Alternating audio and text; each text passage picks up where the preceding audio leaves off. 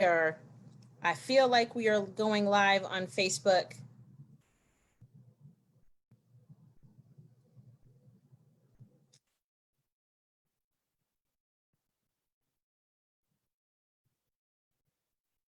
All right.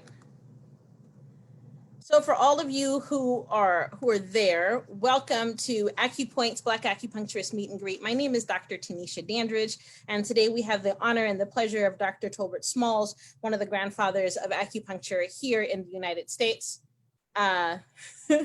joining us eventually live, and he's going to share some of his wonderful, wonderful slides with us. So I'll tell you how some of this got started. A couple of weeks back, I did a talk for Seattle Institute of East Asian Medicine. There we go. And while I was doing that talk, we came across a lovely young lady who was an African-American woman who was studying to do acupuncture. But the thing is that she had never seen a Black acupuncturist before. And I'm on Facebook Live on Everyone's Place, which is my business page. So she had never seen a Black acupuncturist before. And over the course of my practice, I have heard that quite a bit. I didn't know Black people did acupuncture. I didn't know that there were such a thing as Black acupuncturists. Where are the other Black acupuncturists? Do you have anybody in my area? Blah, blah, blah, that kind of thing. And so that started a number of things. So one of the things that started was blackacupuncturist.com. Holy moly, I think we're cooking with grease. I think we got it. But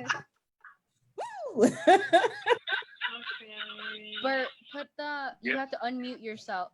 I'm gonna unmute. Unmute. Okay, pick this. There we go. Yes. Yeah, unmute. My Facebook page is Everyone's Place. Pick the video. It's already unmuted, Bert. Yeah. Okay, there we There go. you go. We can see you. Okay. We can hear you. Can We you can hear hear me? you. We can see you. It is awesome. Okay. Great. Good meeting, guys. I'm going to. Thank you, Verna. Thank you, Thank you, Barbara. Verna. You're welcome. Sorry for the delay. That don't matter. You made it. That's all that matters. You made it. Great. Thank you. So welcome to Acu-Points. Thank you very, very, very, very much for not giving up on this, Dr. Tolbert Smalls. We have been working on this for nearly an hour at this point to get you on there, but you're on there, and that's all that matters. And so as I was telling everybody, this whole thing started because there were so many people who had never, ever, ever, never, oh wait, I'm gonna remember to hit record for once. Ha! I'm recording. I'm doing it all right today, y'all. The 15-minute mark is usually when I remember to record, so I'm right on time. So this all started because there were so many people who had never seen a Black acupuncturist, never had a chance to interact with a Black acupuncturist or a Black acupuncturist. And so this started not only this conversation that we're having every week on Sundays. Next Sunday is in the morning, y'all, just FYI, right? This also started blackacupuncturist.com, which I am typing into the chat. And so remember that this particular next couple of series that we have going on with Acu-Points, they're all fundraisers for Father Matula Shakur, who is one of the other grandfathers of acupuncture here in the United States. And so, as you all have been patiently waiting, with no further ado, Father Smalls, thank you so kindly for joining us. Take it away. Thank you. Are you going to introduce me, Ina? Yes. I'm going to do a quick introduction. I'm going to show a PowerPoint just to give you guys all a basic biography of Dr. Small's life and the amazing things that he's been part of and has done. So I'm going to share my screen very quickly. And give me 1 second. Share screen. Okay, can you all see that? Hopefully. Yes, perfect. Okay. So, well, let's do slideshow. My mother, she had a 6th grade education. My father had my mother had a 9th grade education. My father had a 6th grade education. Right. So Dr. Small was born in 1942 in Coldwater, Mississippi to Sammy Wood Small and William Monroe Small. And from a very young age, he understood what racism did to his family. And his father struggled to find jobs under the pervasive Jim Crow laws and moved the family to Detroit, Michigan.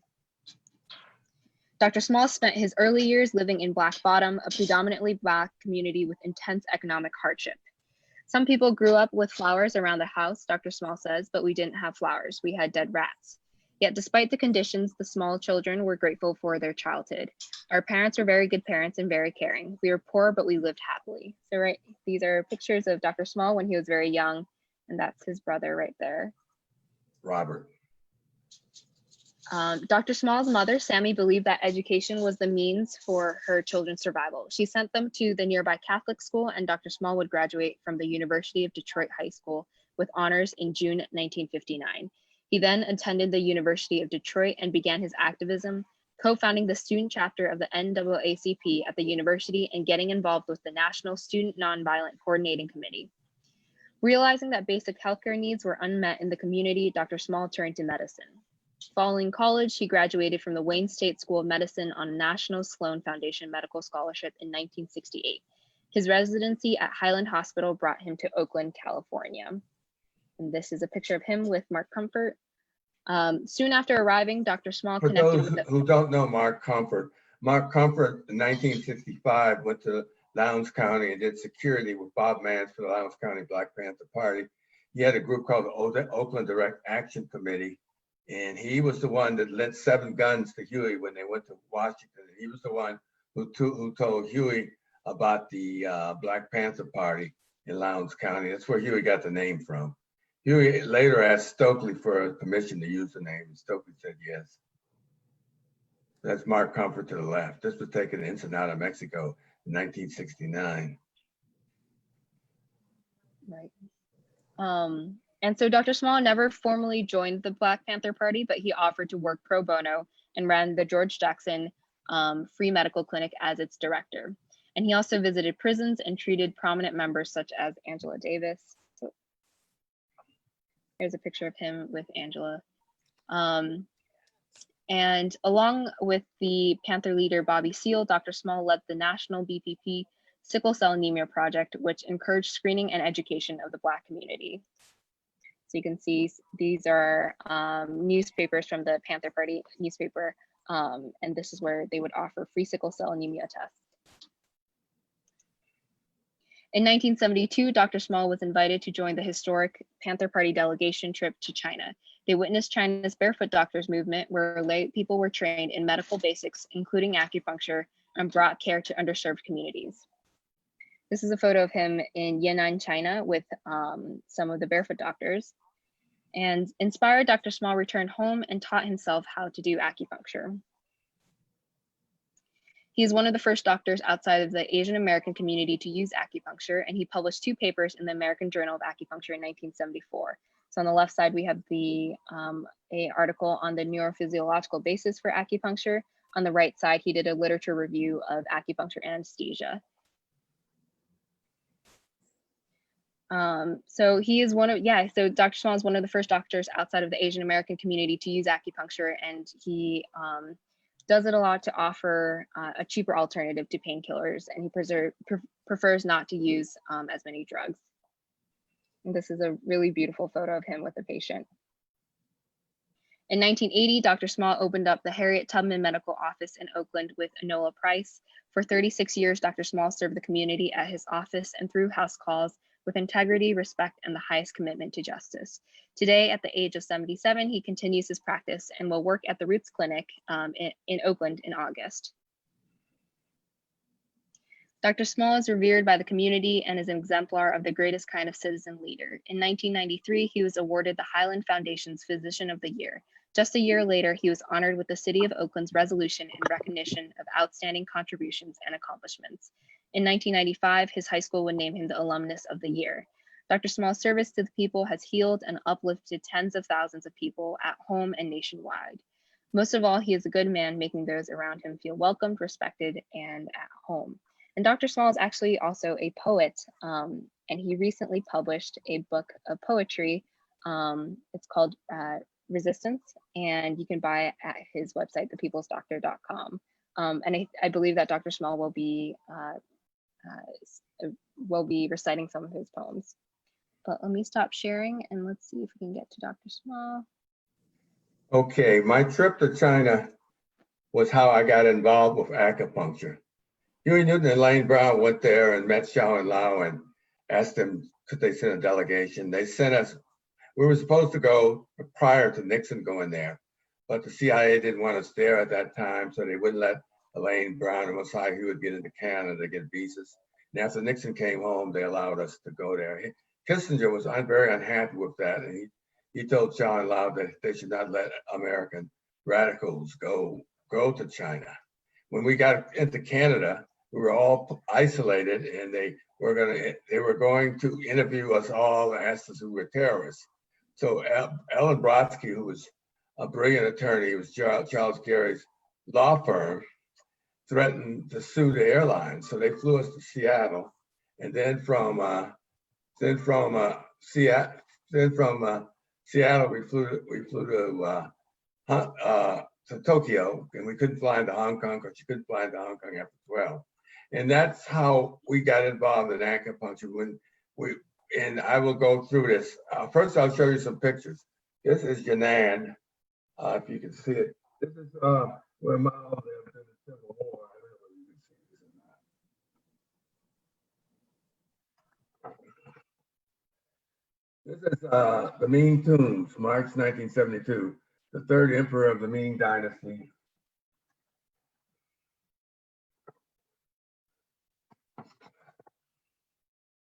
Yeah, I don't know whether you can see that,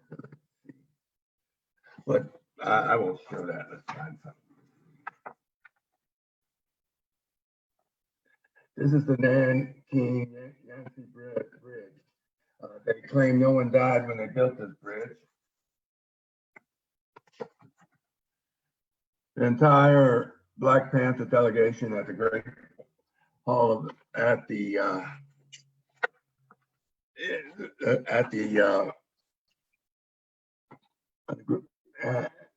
entire Black Panther delegation at the Great Wall.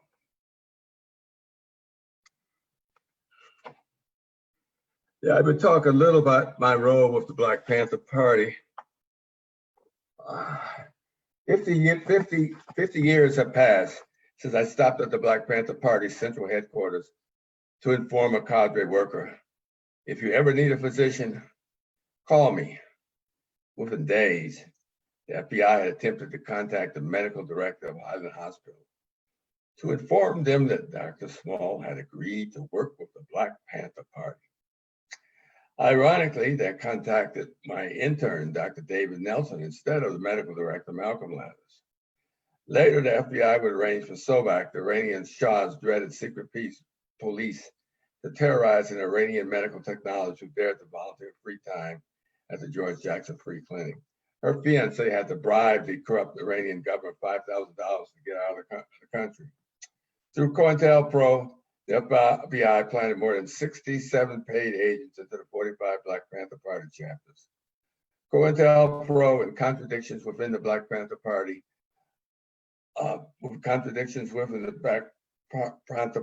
played a significant role in the demise of the party. In 1969, racism firmly ruled this land. Our televisions portrayed the traditional Black actor's role as a servant, such as Beulah. Northern inner city police terrorized the Black communities. Southern Black travelers faced the dilemma of either sitting in the back of the bus or facing the threat of a lynching. Northern medical schools satisfied their quotas by admitting 1 or 2 Black students to each class. Southern medical colleges traditionally admitted no Black students. Thus, the ghetto's healthcare mirrored the institutional racism of our society.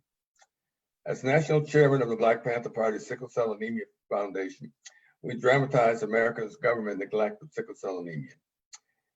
These were times in which American institutions raised annually $7.9 million for muscular dystrophy, $1.9 million for cystic fibrosis, and a mere $100,000 for sickle cell anemia.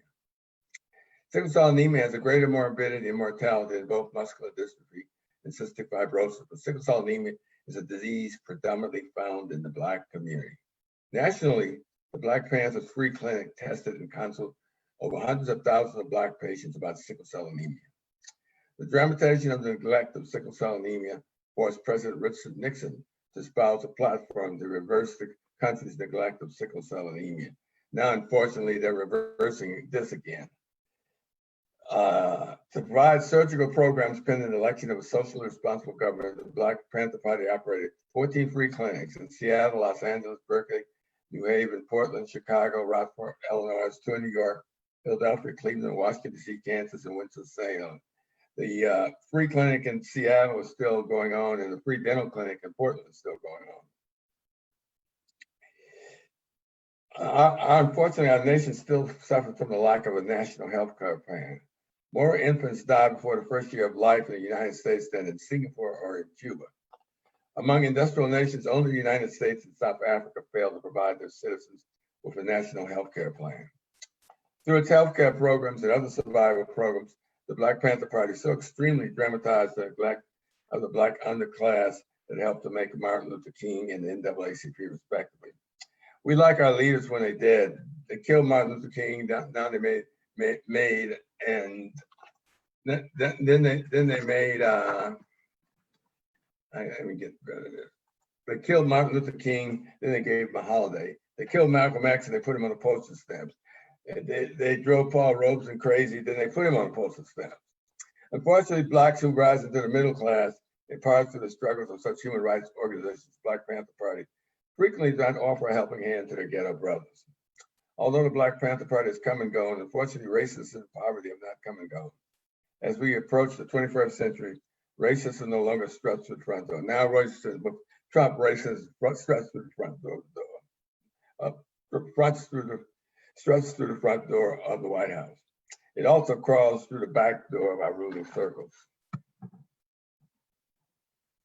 Okay, can we get ready for the slide presentation? Yes, I have the slides. I'm going to share.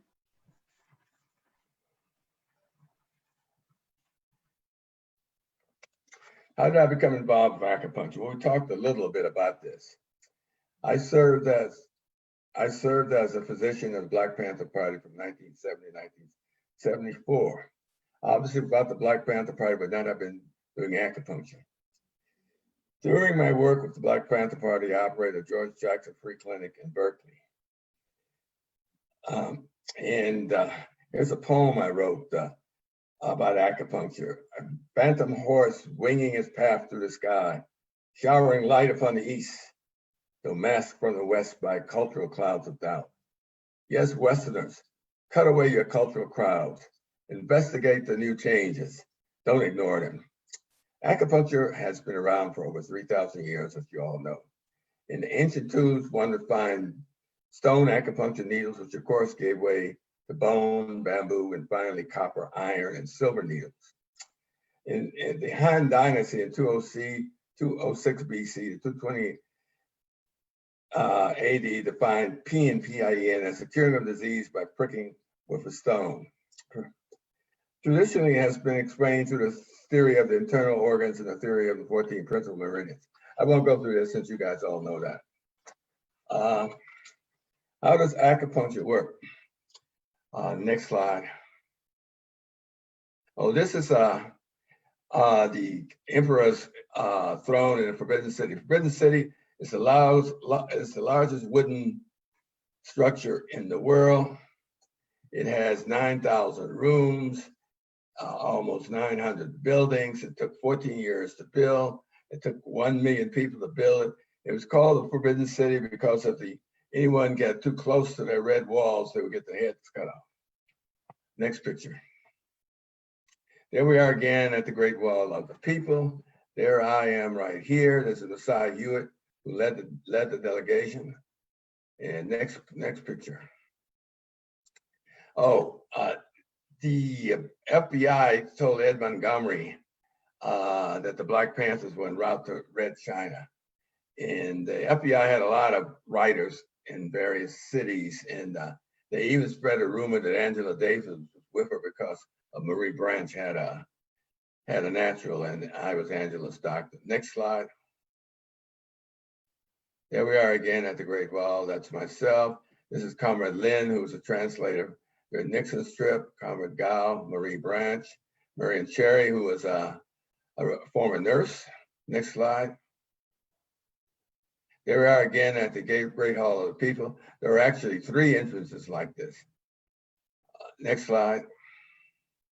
Oh, this is interesting. This is a bronze acupuncture thing, which is actually 2,000 or 3,000 years old, and it shows the acupuncture points in a bronze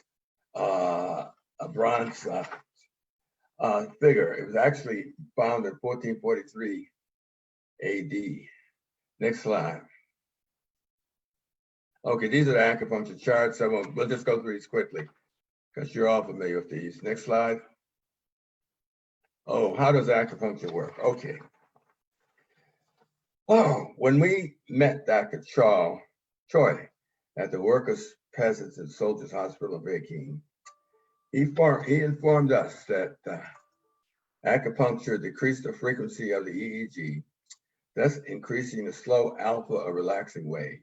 I'll show you that. It increased white blood cells, the white count, intensified phagocytosis, the business of cells eating up bacteria, and then injecting lidocaine at the acupuncture sites prevents the pain relieving effects of acupuncture. Electro EEG changes, I think it's the next slide, the EEG change. Oh no, that's the gate theory. Let's go back. EEG changes in the cerebral cortex can completely suppress or markedly weaken the EEG changes caused by pain stimuli. In order for acupuncture to work, the patient must feel the numbness, the dullness, or soreness in the acupuncture points. Next slide. The artist Louis Suzuki drew this drawing. Here you have the fast, non-paining fibers, and then you have the slow pain fibers.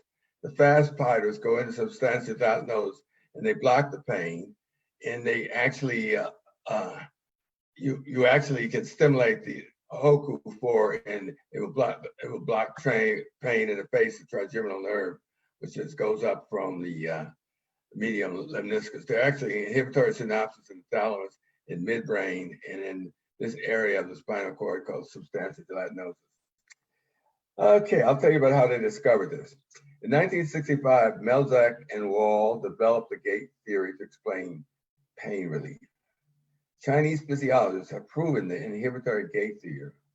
One gate closes the door to pain in the spinal cord, and then another gate closes the door to pain in the thalamus. In understanding the gate theory, one might compare the physiological process to a race between a champion sprinter and a slow-footed weightlifter. The quickly starting sprinter races first to the gate to block the entrance of the pondering weightlifter, just as the easily stimulated large myelinated fibers block the entrance of the small, slow, unmyelinated pain fibers. One gate functions in this area of the brain called the substantia gelatinosus. The other gates form in the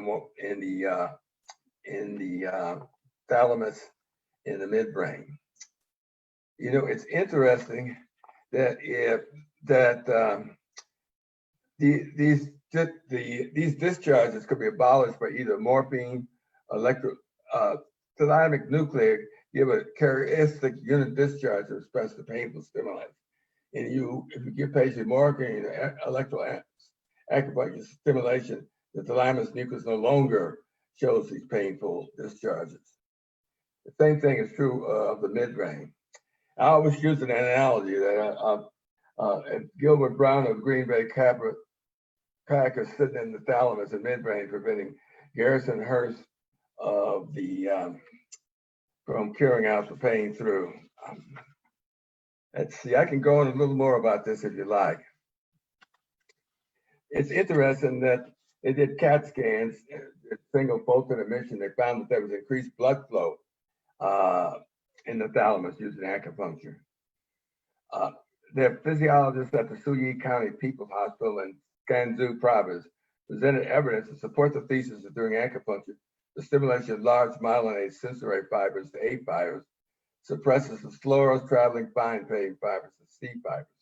They found an increase in large fibrous sensory reflexes during acupuncture and analgesia. The increase in sensory reflex directly proportional to the analgesia of the decrease of the decrease in pain. That's probably enough about the gate theory. Let me go to something else. Physiologists of the Peking Medical College proved that acupuncture increases the pain threshold in the skin. Acupuncture points Hoku in 66 tests demonstrate a gradual elevation of skin pain threshold, reaching a value of 65 to 90% at the end of the acupuncture period. Physiologists know that acupuncturists are not limited to classical points. They stimulate random points and found that as long as patients will feel the chi, the numbness, distension, dullness, or soreness, they would feel it. That's why you can't really do placebo tests and then say the placebo works, because you're still stimulating the chi. Shanghai physiologists noted a segmental and neuroanatomical relationship exists between the point of needling and the point where the pain threshold is most remarkably raised. For example, after needling the Hoku point, which is innervated by cervical nerves, the pain threshold of the points innervated by the trigeminal facial nerve and by the cervical nerves are raised much higher than those innervated by the thoracic and lumbar vertebrae. Well, let's go to the next slide. We'll go to this quickly. Next slide. Next slide. Next slide. Oh, that's the ear. You know, it's interesting there about the ear was that the Peking acupuncture group irradiated the leg, forearm, and forehead of healthy adults with photoradiant heat to cause scorching pain. In 67 healthy adults, they found that the same reacting points on the ear, which consistently correspond to irradiated areas of the body. In other words, they actually correlated the entire body in the ear by irradiating the area. Can we go back to the slide? Let's go back. Back some more. Which one do you want to go to? Oh, the one about the analgesia, the lack of blood flow, and that one. Let's go back to the writing. Back, yeah, okay. The gate theory, the inhibitory blockade, the anatomical proof of the gate flow. Okay, let's go to the next written slide. Again, next. Yeah, next. Oh, this is how I learned how to do acupuncture. David Bacon translated this book in 1973, and it was similar to the book that Chinese published in 1974. I wrote the introduction, Li Su translated. It was illegal to do acupuncture, and so I had a card made in Mexico, actually. It's a tall or small physician research acupuncturist, and I actually traveled through West Oakland doing acupuncture on my medical patients. And I don't know if we shared the slide of vascular occlusion, but the Shanghai felt a couple of things. Vascular occlusion of the upper arm would not prevent the pain relieving effects of acupuncture. It includes blood vessels, acupuncture works. But if you use lidocaine to block the nerves, acupuncture won't work. They also found that it's through the deep muscles and not the superficial muscles. Using 15 subjects, they blocked the superficial branch of the radial nerve. Acupuncture worked, but when they blocked the deep branches, it didn't work. Also found that there were senses of soreness, swelling, and heaviness, and numbness in associated muscular electrical activity could be eliminated by lumbar anesthesia, by neurological disease affecting pain and temperature, such as syringomyelia. They found that patients suffering from disease of the muscles, such as polio, myotrophic sclerosis, and myasthenia gravis, could feel acupuncture sensations while their disease were needle. These suggest that the conduction pathway of acupuncture sensations in the spinal cord are closely related to pain and temperature. Let's see what the next slide shows. Oh, these are the American Journal of Acupuncture articles I published in 1974. Next slide. Oh, these are the first page of the articles. Next slide. Oh, we talked about this. The one, the random points work. You inject with lidocaine, it don't work. You occlude the blood vessels, and it will work. If you put lidocaine in the deep muscles, it don't work, and they stimulate the pain and temperature companies of the body. Next slide. Okay, this is a variation of pain thresholds.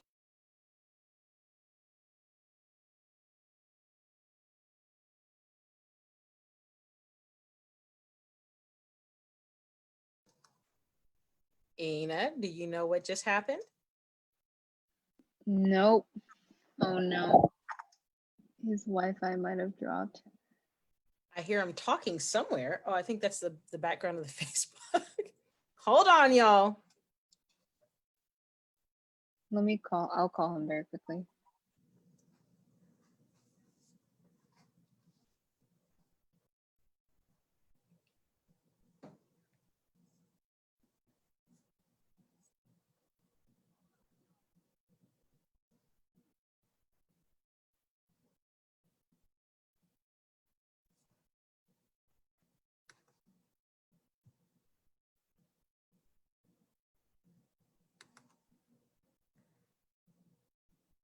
Just bear with us a little bit.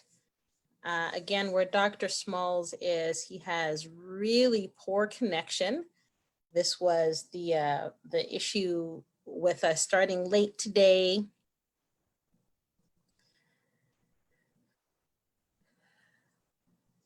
Okay, let me see if I can, I'm gonna stop the share. Hi, everybody.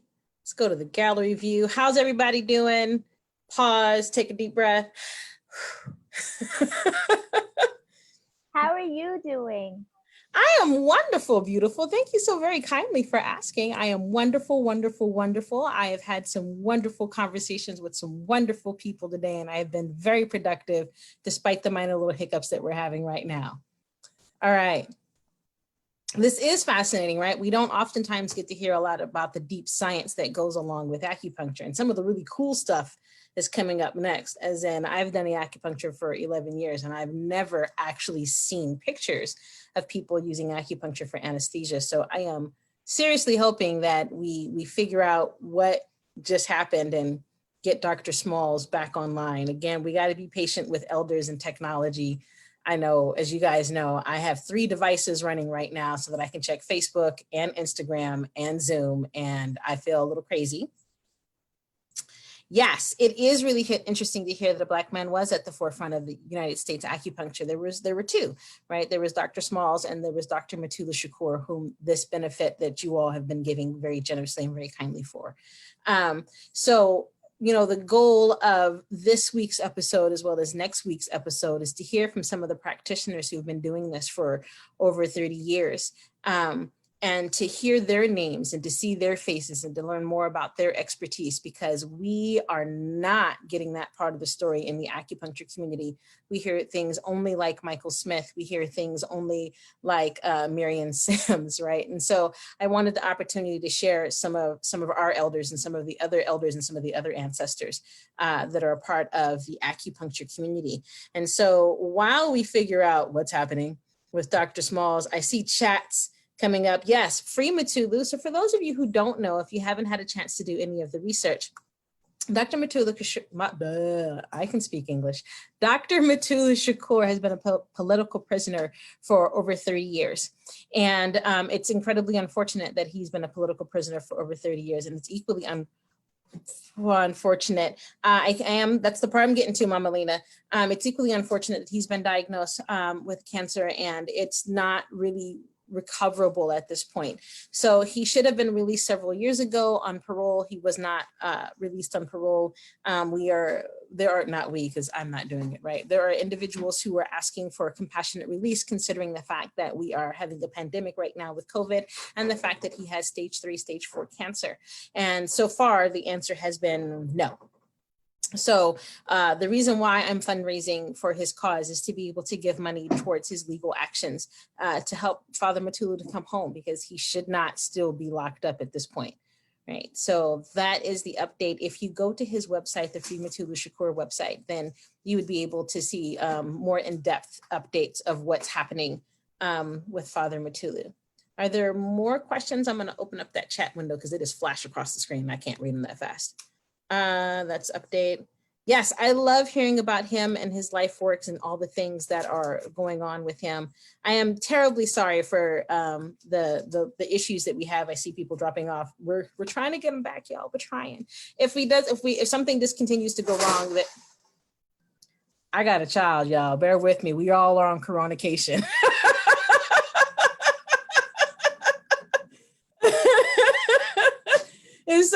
If something happens and we just can't get him back, I promise you I will get him back, and we'll work out the hiccup. So Ina is walking him through it. He has somebody else there with him where he is walking him through it, and we'll continue to the best of our ability. Bear with us. Are there more questions, more comments? Is there anything that you guys want to go over?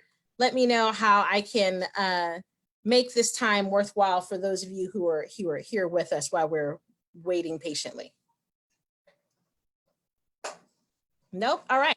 Well, next week we are going to have Mama B, Dr. Kinsey coming in. Dr. Shadida Kinsey is coming in. She is one of the grandmothers of acupuncture. She's over on the East Coast. Now, these things usually are at 5 p.m. Pacific Standard Time, 8 p.m. East Coast time. Next week is different, though. It's going to be at 10 a.m. because Mama B says she is not staying up late for none of us. And we have to do this in the morning. Plus, I have a class that I have to teach next week. So next week, when you guys join us for Acu-Points Black Acupuncture Meet and Greets, it's going to be at 10 a.m. Pacific Standard Time. And I'm sorry for those of you who are on the East Coast, that is going to be really early in the morning. And I sympathize because I don't do anything early in the morning at all. I am absolutely opposed. I seen questions. Those photos were really cool to see, right? Because that's part of the stuff that we never get to hear about. And when we're talking about our history. What brought me to acupuncture? Well, medical racism is what brought me to acupuncture. So I had a series of incidences that happened to me when I was like 19, 20 years old. And I was going to Bastyr University. And I was actually studying electrical engineering with a minor in computer science. Like my brain hurt just kind of constantly going to Morgan State University. And so it was on Christmas Eve, and I had some old ground beef that had been in my fridge for like too long. I don't know, y'all, like probably a week, like raw ground beef in my fridge. And I was just like, it'll be all right. I'll just cook it really good. And within 30 minutes, I was incredibly ill. Within an hour, I had sent my girlfriend home. She had come over so that we could like do our nails and get all glossified for going to go see our family the next day. And within 2 hours, I could barely make it to the cell phone to call 911 to come pick me up. And when I got to the hospital, being a Black female who went to an HBCU, a historically Black college and university, his computer shut down to update. All right, because FAMU, and I see that cup. We're trying to get another computer for Dr. Smalls. That's the update of what's going on over there. He's having tech issues. So I went to the hospital. I was actually carted out in an ambulance. And when they got there, they said, oh, well, you're probably pregnant. And I was like, I'm not pregnant. I don't have time to do the whoop-dee. Like, do you see my class load? I take physics at 8 o'clock in the morning. Who in the world has time to be getting it on when you got physics at 8 o'clock in the morning, 4 days a week? Right? And so they gave me a urinalysis to see if I was pregnant, and I wasn't pregnant. So then they did a blood test to see if I was pregnant, and I wasn't pregnant. And then they got a scope, y'all. Like, they got a scope to go look for a fallopian tube pregnancy. They went to go look for an ectopic pregnancy, and I wasn't pregnant. But while they were scoping, they found a cyst, which wasn't news to me. I'd had crappy cycles most of my life. The links to the Eventbrite are the same. It is the same link every single time, always the same link to Eventbrite every single time. You have to register every time because I am desperately trying to keep out trolls. You guys know that Zoom trolls are a thing that is super real. I will see if I can I'm working so many screens, like I'm afraid to touch any of them. I don't want to be like Dr. Smalls and get cut off. I am not tech savvy. I don't know if anybody else can find the link to the Eventbrite and put it up into the chat. That would be wonderful. So after they found a cyst, they diagnosed me with pelvic inflammatory disease because I had a cyst. And if anybody is in the medical community, you know that pelvic inflammatory disease does not necessarily equate with cyst. And so they hospitalized me for some random infectious disease of the uterus. And they were just like, well, we're going to call in a specialist for you because we don't know what kind of weird and random disease you got all up in your hootie. So I met Dr. Lee, right? This is the one time when medical racism works in your favor because it normally doesn't. So I met Dr. Lee and Dr. Lee came in and he's just like, okay, what's wrong with you? And I'm like, I'm sick. I have food poisoning. He's like, well, why do you think food poisoning? Thank you, Margie, for putting up that Eventbrite link. He's like, well, why do you think you had food poisoning? And I told him why I thought I had food poisoning. I had this old ground beef in my refrigerator that I cooked and I got sick, deathly sick within 2 hours.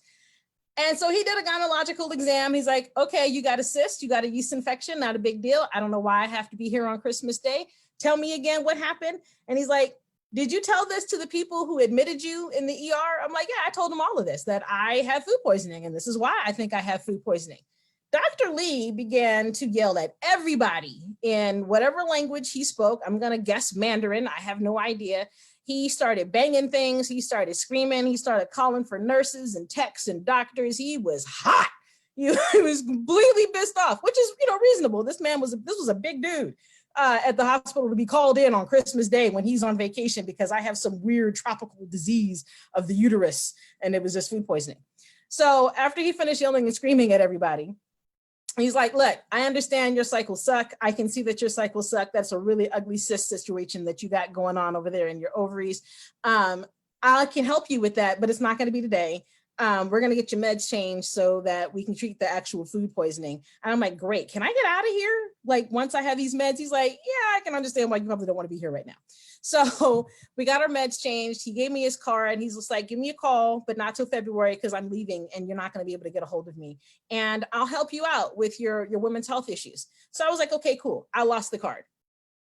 Come February, I found the card. I was just like, well, let me call him, see what he has to say. What I expected was to be put on birth control, right? Because that's kind of the answer for the Western medical communities. They put you on birth control pills or they chop out your bits, right? Like there's not a whole lot that they have to offer for things like endometriosis and polycystic ovarian syndrome. And so when I went to go see Dr. Lee, he asked me like, well, do you want to get pregnant? And I'm like, nope, I don't want to get pregnant. Okay, we're still trying things, y'all. We're gonna try from the phone for Dr. Smalls. It's like, nope, I have no desire to get pregnant because once again, I got that 8 a.m. physics class. I don't know where a baby's gonna fit in with this 8 a.m. physics class and this algebra that I got to take and all this other stuff. So he put me on some magical Chinese tar. I don't know what it was, but what I can tell you is that within 90 days, I went up. I think we're ready. We're ready to share. All right. Okay, can Dr. Small, if you speak, can you get Tanisha, let me know if you can hear him. I can hear him. Can everyone hear me? A little bit. Let me make this. Can everyone hear me? Yeah. Let me get off of my 1 second.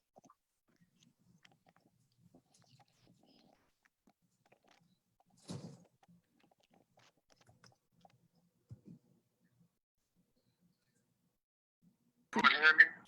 Yeah, that's better. It's better? Okay. I'm gonna hold him here. And I I'm gonna stopped your screen share, Ina. You got to start it back up. Thank you for really holding the phone. Yeah, there's not a problem. We got this. Okay. All right, here we go, y'all. Back to Dr. Smalls. Yep, this is the neurotransmitter slide. Okay. Do you see it? Neurotransmitters. I'll try to go over this quickly. There's a compound called 5-hydroxytryptamine, and they found that when they did acupuncture, the high 5-hydroxytryptamine increased and glutamic acid decreased. So they think 5-hydroxytryptamine works as a neurotransmitter for acupuncture. Interesting also, they found that acupuncture analgesia decreased the noradrenaline content of the pain. They found, Han Ji Sung found that dopamine and noradrenaline increased the effects of acupuncture analgesia. But phentolamine and alpha blocker increased the acupuncture, whereas clonidine phentolamine and alpha blocker decrease the acupuncture anesthesia, whereas beta blockers decrease the acupuncture. Clonidine and alpha stimulating increase the beta blockers, so propranolol decrease acupuncture. In other words, the drugs that were both beta blockers decrease acupuncture, alpha blockers, and the alpha blockers increased it. They also found that if they injected CAMP in rats, it lowered the effects of acupuncture anesthesia, morphine acupuncture, and if they injected CGMP, it raised the effects. In other words, there are various chemicals. Some made acupuncture work better, some made acupuncture worse. They found that prolonged electroacupuncture in rats resulted in a gradual decrease in analgesia. That's why when I do acupuncture, I have the patient turn up the intensity up every 15 minutes. He found that raising of the pain threshold in rats after electroacupuncture, but where your endorphins went higher. And they gave Narcan, which they use when people heroin overdose. It decreases acupuncture anesthesia. That's enough for the neurotransmitters. I can't see the slides, so you can tell me what the next slide is. Yep. This is the one with the cat. Oh yeah, they were doing acupuncture on cats, and they found out that they would slow the EEG changes, increase the alpha change, the relaxation changes. They also found that when they did it on cats, they would be calm and stimulated, more relaxed. Next slide. This is the photo of you at the Forbidden City. Oh, okay. That might be the Summer Palace, the last one. Next slide. The neurotransmitter slide.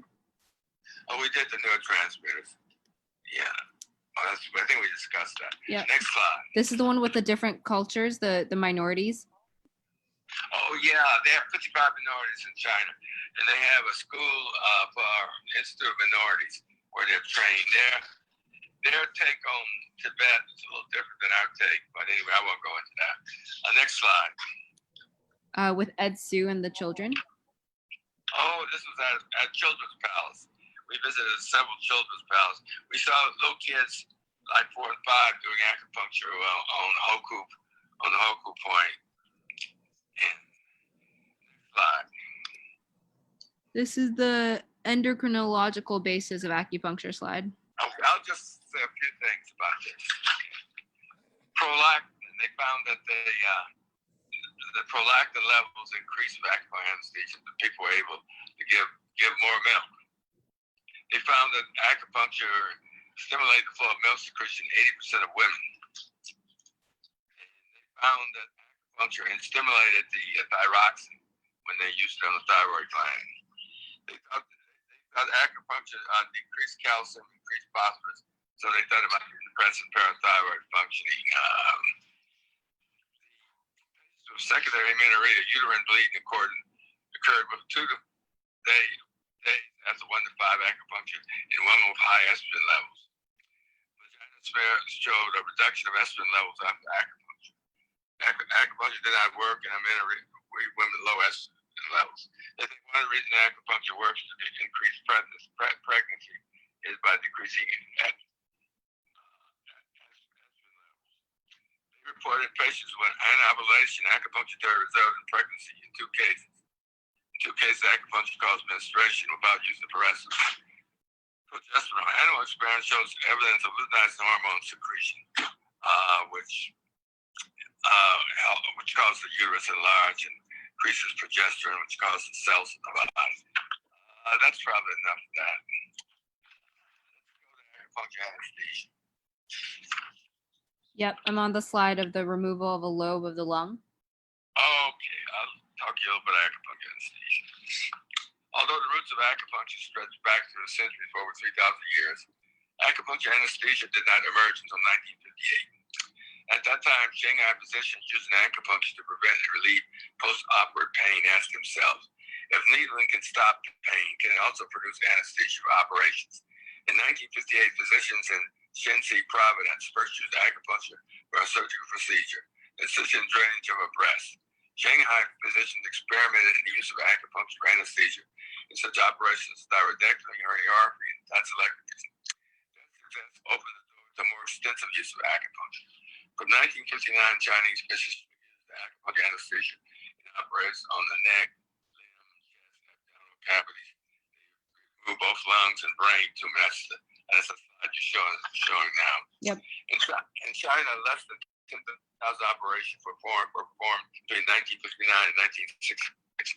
Between 1966 and 1972, over 400,000 operations were performed in the People's Republic of China. They were effective approximately 90% of the time. By effective, the acupuncture anesthesia did not have to be replaced by any other forms of anesthesia, such as general spinal anesthesia. In China, at that time, acupuncture was used in a diversity of major procedures, from neurosurgery to cervical, thoracic, abdominal, pelvic surgery. Also, it's been used in 200 different types of operations. Interesting that the two neurosurgeons in Hong Kong were using acupuncture anesthesia with the lung point, and they found out that they used methadone, which is why the idea came of using the ear point in heroin addicts, which Matula discovered. Interesting, that's that picture of acupuncture of them operating on a horse. Yeah, that's later. Okay. Anyway, acupuncture anesthesia plays an extensive role in animal surgery. The Peking Municipal Veterinary Hospital Army House Disease Prevention Treatment used acupuncture anesthesia from 1970 to 1972 to operate on the chest, necks, limbs, and other parts of the body of 360 animals. Mules, donkeys, cattle, and pigs. They succeeded 94% success rate. When I gave a talk on my trip to China to my doctor friends, I had them all do Acu-Points. I showed them a bunch of Esu slides, and they could feel the numbness and the tension, but they told me that acupuncture worked on Chinese people because they were stoic. So I would point to the horse and say, that's a Chinese horse. That's why acupuncture works. I don't know how much acupuncture anesthesia they're doing in China these days, since they westernized. I suppose they're not doing the quantities that they were doing in 1972.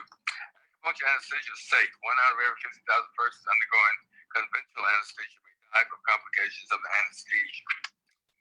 Acupuncture anesthesia, there are no dangerous side effects from drug allergies or even drug toxicity, sometimes seen in patients with liver or kidney disease. There are no drug inhibition or respiratory or cardiac functions. The patient may eat immediately after surgery. When I did my colonoscopy, I went back to work right after. The Chinese feel the patients have fewer postoperative complications. The patients enjoy a faster recovery. In Peking, I saw one patient sit up and walk and talk after total thyroidectomy, partial removal of thyroid gland. And saw another patient eat and drink after pulmonary resection. Acupuncture anesthesia is safer in operating on seriously ill to build their patients up. Shall I go on about acupuncture anesthesia, or do you want to go to the results? The next photos are there's photos of Enola. Oh, we did acupuncture during several pregnancies. My 47-year-old, my 38-year-old. I suspect I may have been one of the first doctors to do acupuncture during labor. Next slide. Yep, just another photo of Enola. Okay. Next slide. This is you and your patient. Oh, okay. Next slide. And then we have you and your colonoscopy. Oh, yeah. I had 2 colonoscopies. Both of them I did acupuncture on myself and could go back to work right after the colonoscopies. Next slide. Yep, I'm just showing those points on the colonoscopy. Okay. Child. And then there's some diagrams. Is this the one of the EEGs? The slowing of the EEGs? There's the machine one. Do you see that? Oh, that's the machine. Yeah, that we had I bought some machines back from China. People who went to China would bring them back to me, and I would set the frequency, intermittent frequency, 150, and I would have the patients adjust the intensity, and every 15 minutes they would adjust. I even taught a couple of patients to treat themselves, and I would sit and watch them while they put the needles in themselves. Next slide. I'm gonna go back to this. There's the ones with the This is the frequencies. You can talk about the different frequencies. Oh yeah, what they found out, you'll see flattening of the curve when they use acupuncture on EEGs. You see EEG changes where it flattens as you increase the stimulation of the fast alpha fibers, and that's what those sides just show. Before and after acupuncture, you can see the changes in EEG. And then I'm just gonna skip some of Ed Sue's photos, and then at the end it's your patients, your different Oh, patients. okay. I'm gonna say one more thing about acupuncture. As with all forms of medical therapy, acupuncture anesthesia has its disadvantages. It failed 10% of the time. There's a problem, incomplete analgesia. The patient may feel some discomfort when a surgeon handles certain internal abdominal organs. I witnessed a hemigastrectomy, removal of part of the stomach, during which the patient grimaced in pain to the handling of his mesentery. This pain was relieved by lidocaine. During thoracic surgery, the skin is sometimes infiltrated with lidocaine prior to the first incision. Acupuncture anesthesia is not able to create a state of complete painlessness. Some patients require a local anesthetic drug. They also said that it works better above the diaphragm than below the diaphragm. And they also said that it has less muscle relaxing. I'll skip the rest of this. It's interesting that Dr. Taddy of Japan found that he could produce analgesia without needles through use of static electricity or magnetic fields on acupuncture points. Anyway, I got one more poem to read. So you want to read whichever the results you want to read? Yeah. You don't have to read them all. Just pick whatever you want to read. I'll close with a poem. Okay.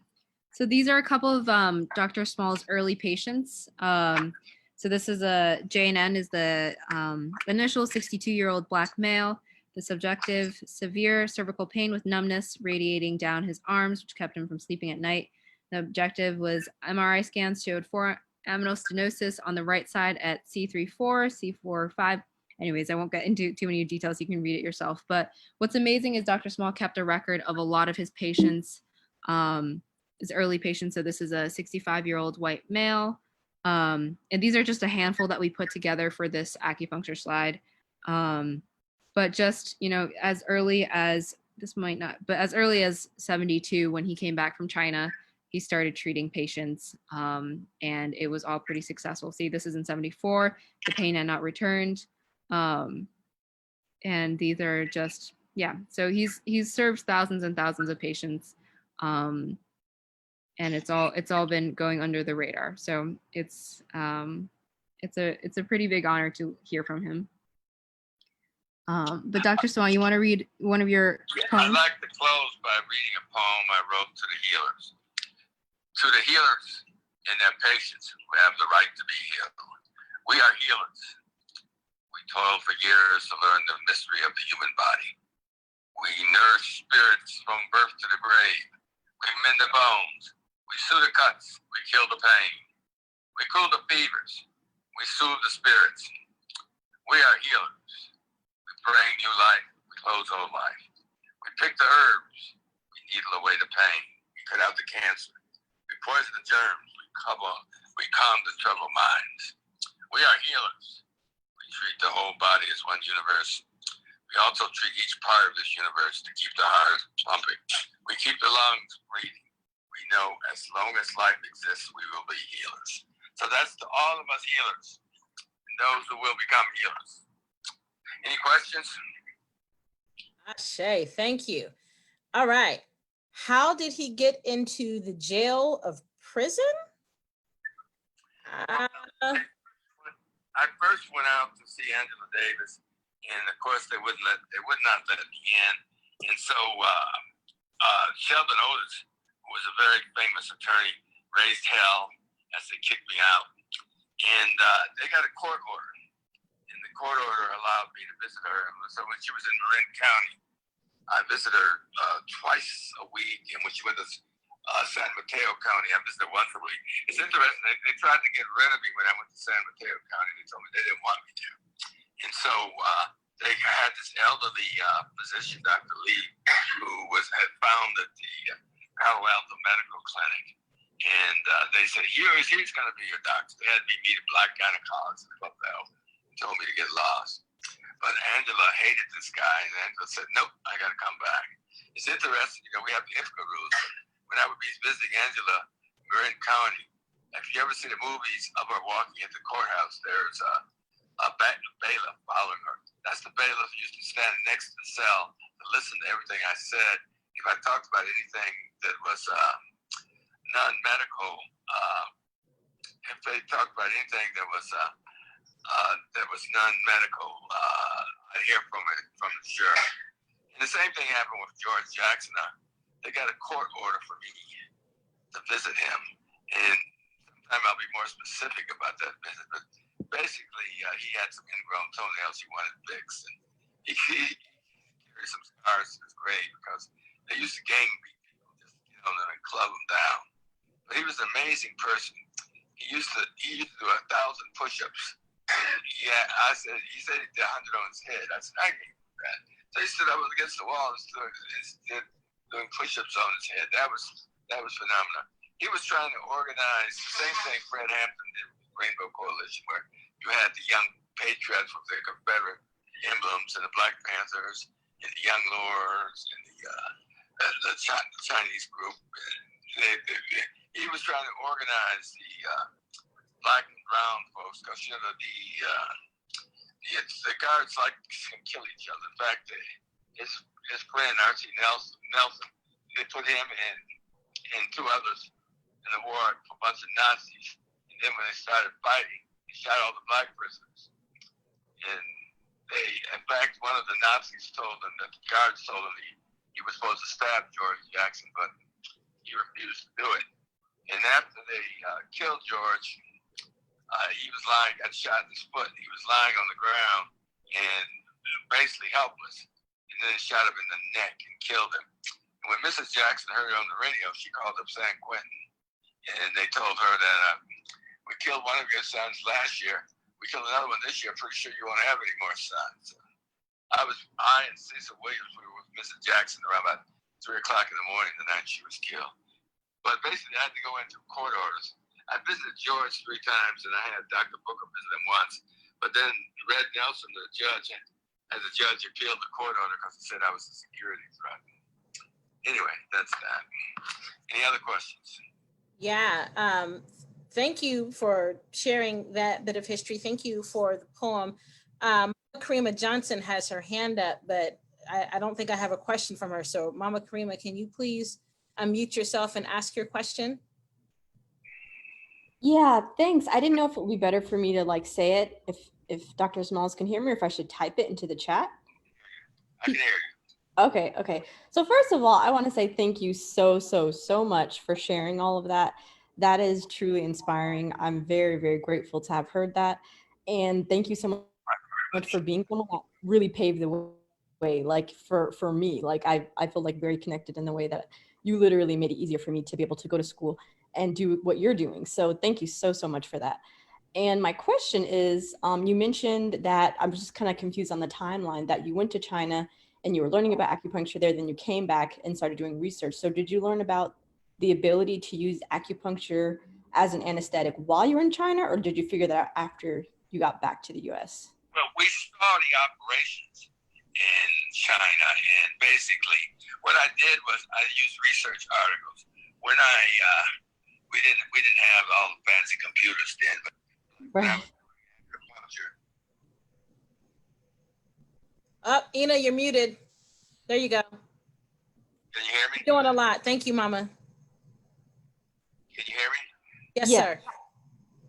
Yeah. For instance, when I was doing acupuncture and labor, I just researched the articles in the literature and found out what the people in Chinese Point were using. I just used those points. Nowadays, it's so much easier. We had volumes of journals of American acupuncture and acupuncture Chinese medicine, but unfortunately, my family threw them all away. But anyway, I suspect a lot of that stuff is on the internet now, and you can just, if you say there's something you want to treat, just Google acupuncture and treating that thing, and if it's on the internet, they'll show you what points to use. Right. Wow. Thank you. All right. We had another question. Again, I thank you both so much, Dr. Smalls and Mama Ina, for what you're doing. We have a question of how long were you in China? I was in China for 7 weeks. It was not a medical tour. We visited schools, hospitals, factories. We visited the cave that Mao used to ride in. He would have his hand on a cold iron and stay up all night. We visited the peasants and Nanny Wang who talked about Mao. We, we were in Shanghai and Dr. Wu, and I think Ina spent some time at the Shanghai Traditional Medical College. I don't know if Dr. Wu is still alive. He came and lectured us. I actually gave this lecture in English. Unfortunately, I didn't take the Chinese. And he basically, gave us a lecture on told us how to treat acupuncture. He basically, the Chinese had an attitude which we don't have because we're so much into money, but Chinese have an attitude. If someone wants to learn something, someone competent can teach it to them, and they can learn it. Like I always take a surgeon. It says it depends on the surgeon. Some people fast, some people slow. Well, we say 4 or 5 years it takes, and so they were at that time they were more practical. They were interested in serving the people. Now they say they're interested in serving Coca-Cola. But anyway, any other questions? Come on, y'all, take advantage. I think there was one from Diana. Let's see. Let's see. Wait, there was a PDF. Keep going up a little bit. Up a little bit.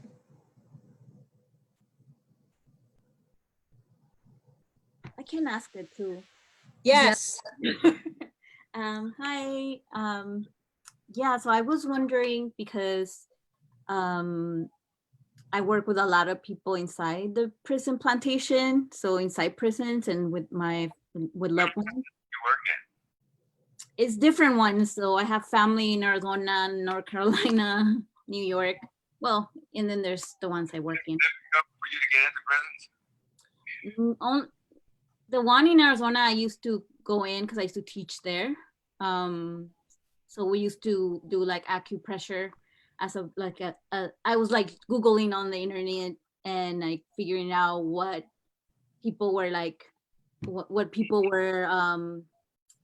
needed. And then when I went out, I would like research, but then that PDF that I put on the chat is one that we did afterwards for folks that we work in NYC in New York State.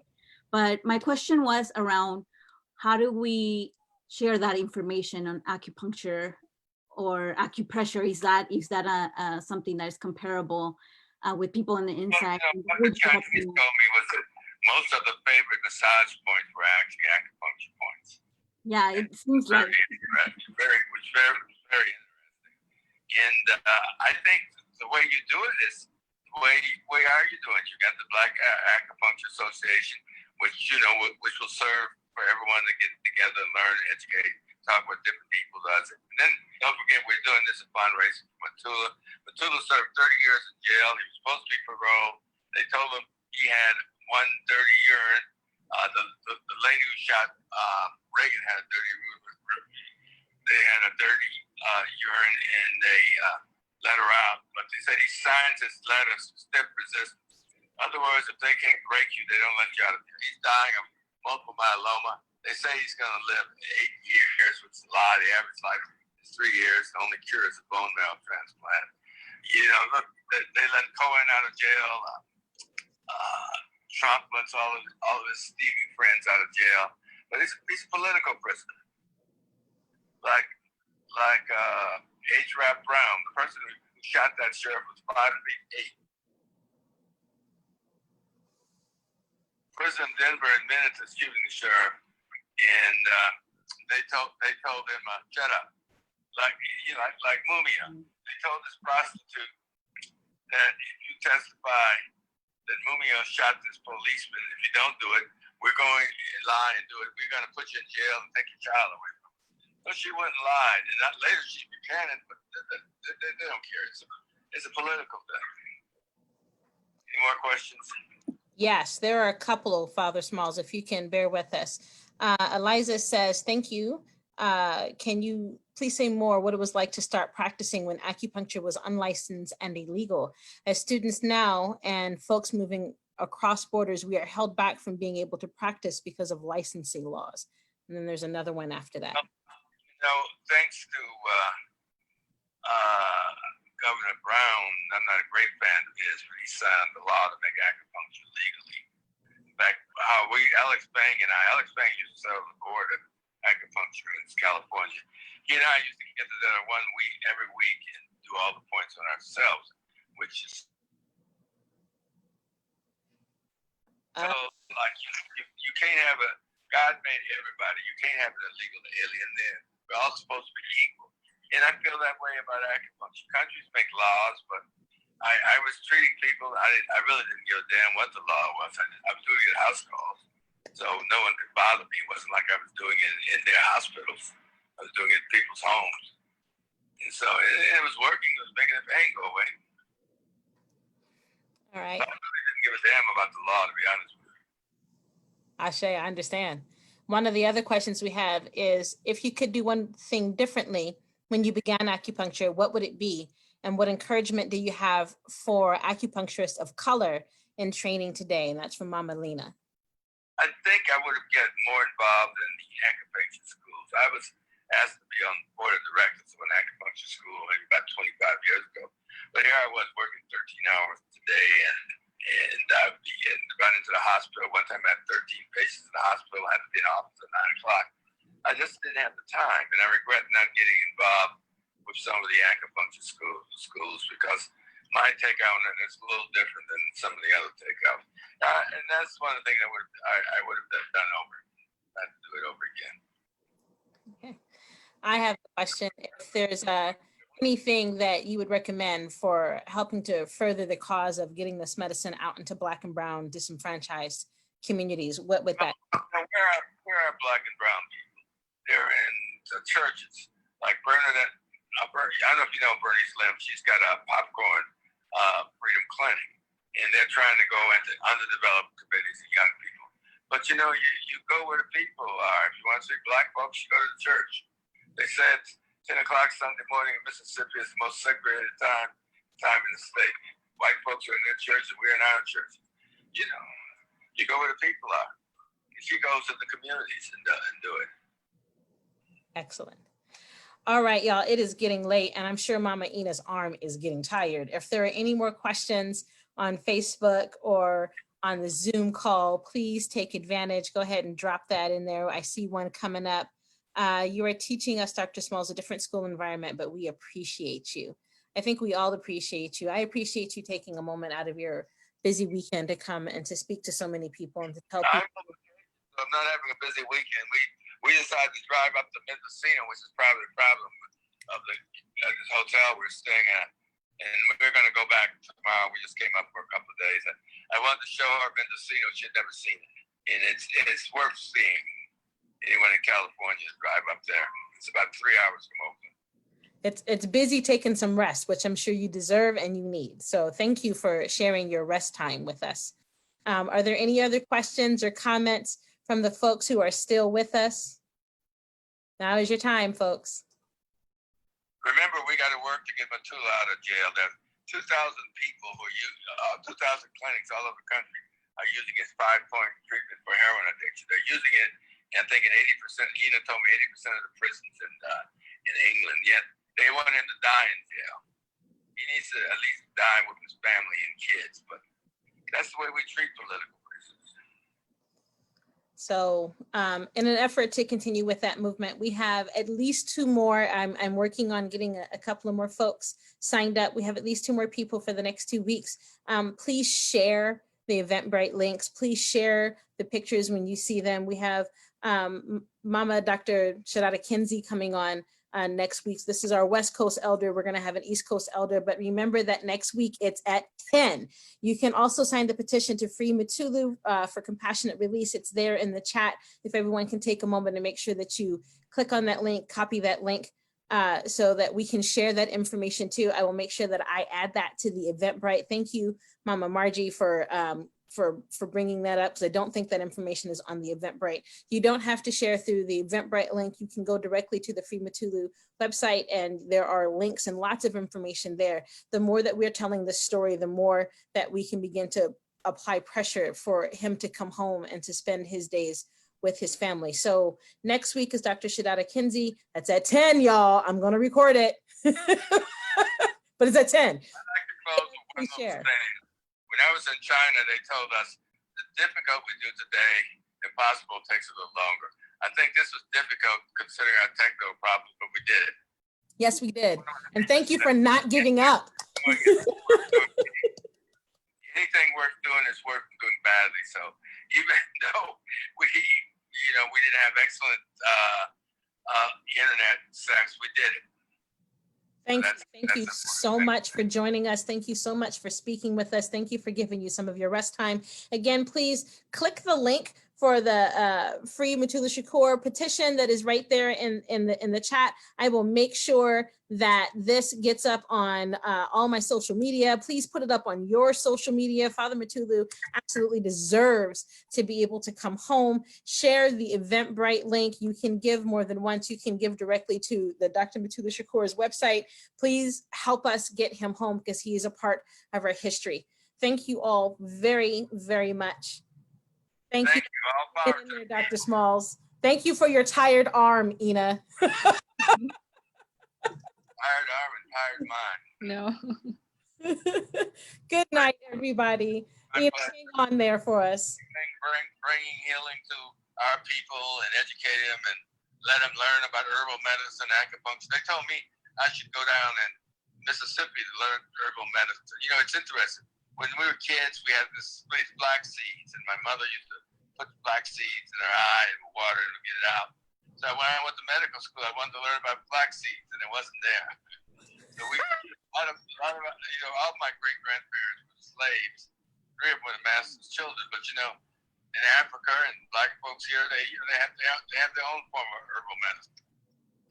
The white folks call it witchcraft.